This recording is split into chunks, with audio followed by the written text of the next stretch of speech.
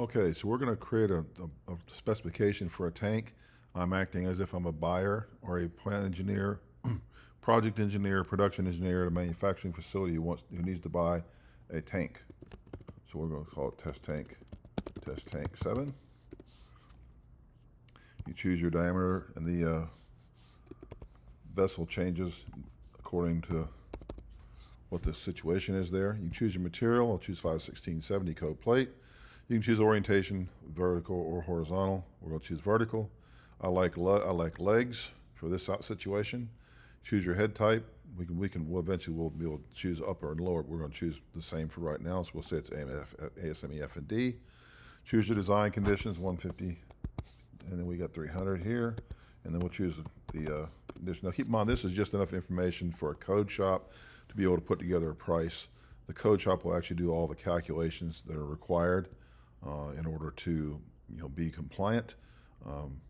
What most people don't know is that the code fabricators cannot use calculations from somebody that's not under contract with them.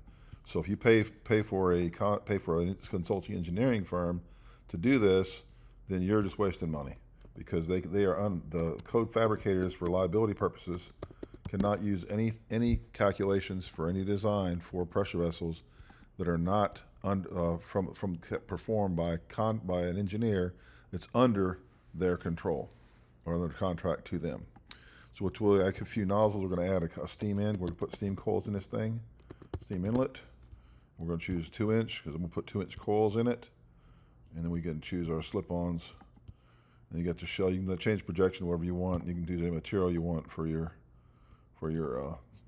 materials. And you go ahead and we add the nozzles. We're going to say, okay, this is condensate outlet. 2-inch again. Choose just regular standard SA 105. We'll throw manway in there. With manway, I'm going to type this horrible. Manway, you click the button here. You got to choose blind flange, tube turn, head cover, or you can choose hinge, loose, or davit arm. Typically, I've seen 20 inches. We'll go ahead and use davit arm on this one. Here's your 150-pound rating. Again, we'll change this to slip-on since that's kind of the standard for this particular operation. We want this vertical vessel to have a cage ladder on it. Platforms, we're going to have 2 platforms. We're going to have 3/4 coverage.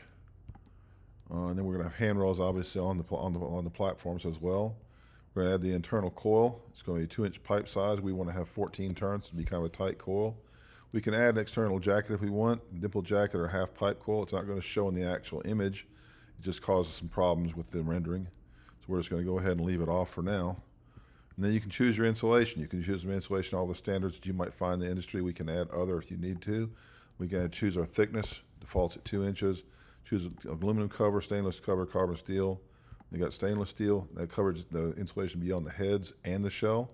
And then you get your paint and surface prep. So you can choose any one of these 3 right here. We can add some more if we need to in the future. You choose epoxy primer. We can choose our epoxy top coat. And then here's where you put any kind of marks or special requirements. So what you'll do is, and then once you grab this thing, you can actually grab it with your mouse. You can turn it. You can rotate it. You can kind of see what it looks like. We could put a nozzle one down in the center. Right now we aren't putting nozzles on locations.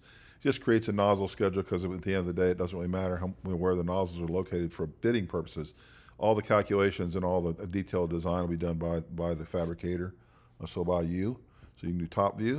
It shows that. Got the bottom view. It's a little bit weird, but we can rotate that to look a little bit different. We can click on the 3D view to get back to where we were. And then we submit the RFQ. And what it does is it goes actually to a dashboard. Here's the synopsis of it, kind of the brief of it, what has been done. You got there's the size of it, kind of overview.